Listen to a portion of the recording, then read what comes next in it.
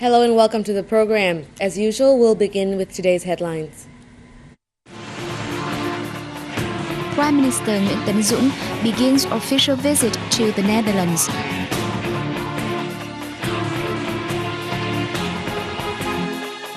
Foreign Minister Vnews delivered a speech at the general debate of the United Nations General Assembly.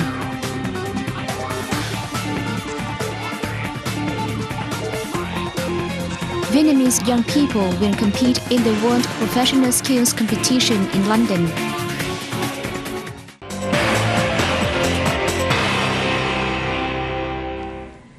Continuing the report on Vietnamese President Trương Tấn Sang's visit to Singapore, as today, September 28th, is the last day of his state visit to the island country.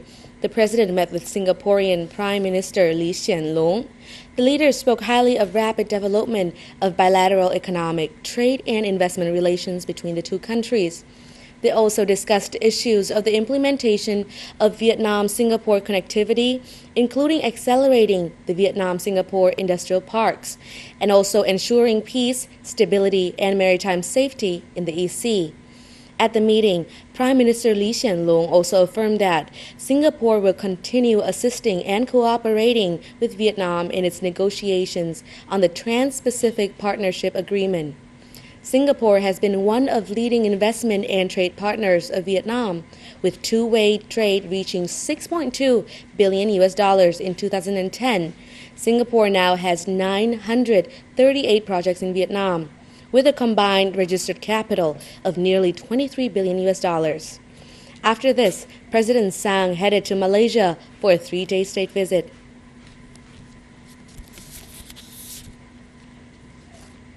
Vietnamese Prime Minister Nguyễn Tấn Dũng and his entourage arrived in Amsterdam on the afternoon of September 27 in local time, beginning an official visit to the Netherlands through October 1st.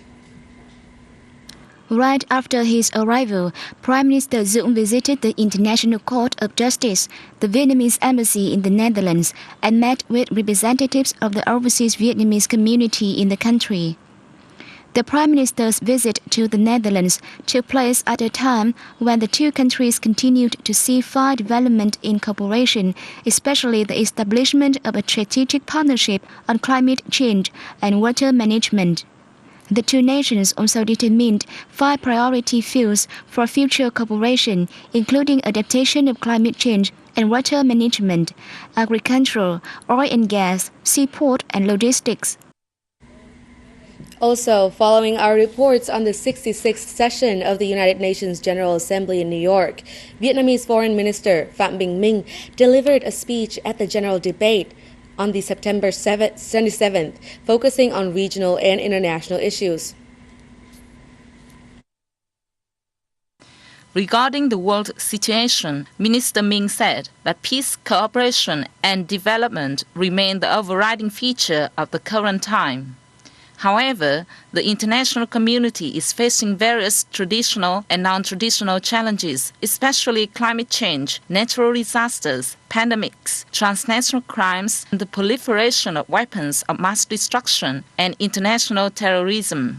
Acknowledging the United Nations operation results, the Vietnamese minister stressed that the United Nations should further uphold its central role in international efforts to prevent conflicts and peacefully settle disputes and promote conciliation and cooperation for development. On the situation in Southeast Asia, Minh applauded efforts to promote peace and security in the East Sea, affirming that Vietnam is strongly committed to dialogue and confidence-building mechanisms.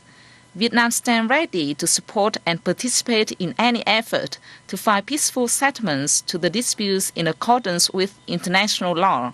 The minister also highlighted Vietnam's renewal achievements and its open foreign policy for peace, cooperation, and development, as well as the country's experience in realizing Millennium Development Goals.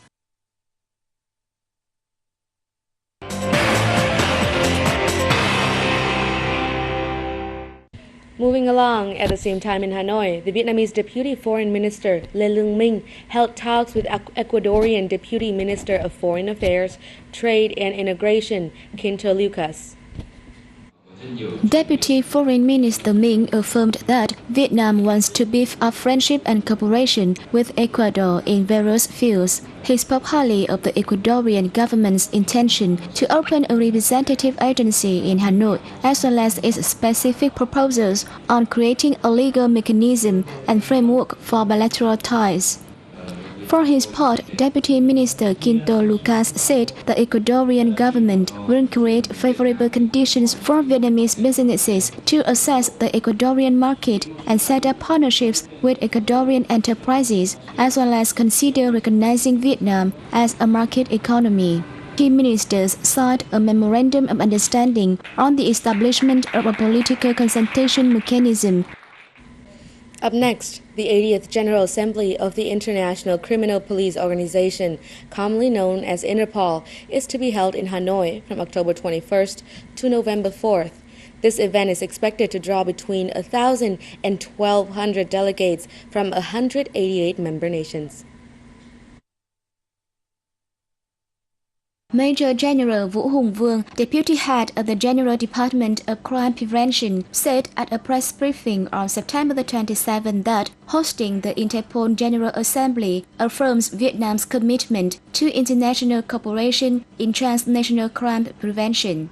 The General Assembly will assess the implementation of Interpol's crime prevention resolutions, working plans and programs, as well as offer a chance for member countries to exchange experience in fighting transnational crime. It will set out the organization's future goals in line with globalization and international integration and approve resolution on police cooperation in transnational crime prevention. Vietnam officially joined Interpol as the 156th member in 1991. A scientific seminar with the theme Constitutional Amendments, Experience of Countries and Prospect for Vietnam opened in the Red Delta province of Vĩnh Phúc on September 28.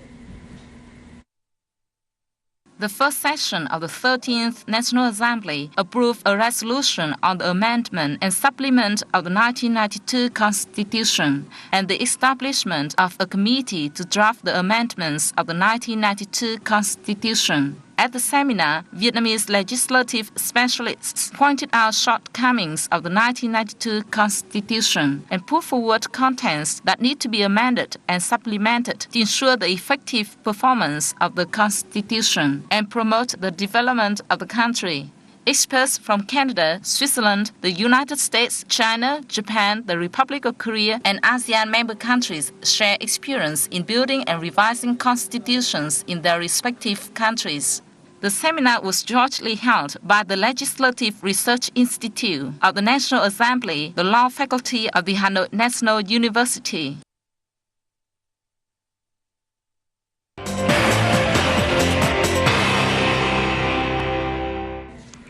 A Vietnamese delegation left Hanoi on September 27 for the World Skills London 2011. It is a competition designed for young people to show off their prowess in a variety of professional skills.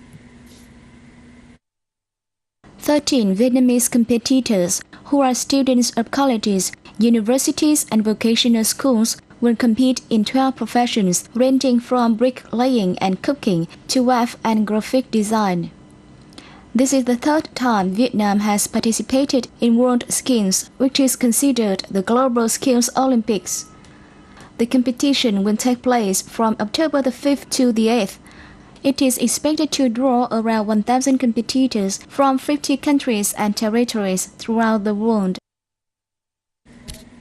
Also on the 27th of this month, a seminar to boost trade in halal products manufactured under Islamic law opened in Malaysian capital city of Kuala Lumpur.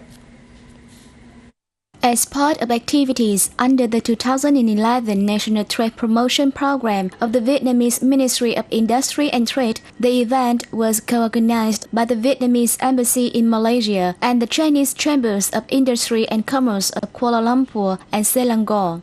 The event offered a chance for Vietnamese businesses to get an insight into regulations and criteria for the certification of halal products issued by Malaysia. Currently, nearly 50 Vietnamese companies receive halal certificates every year for seafood, which accounts for 60% of halal products.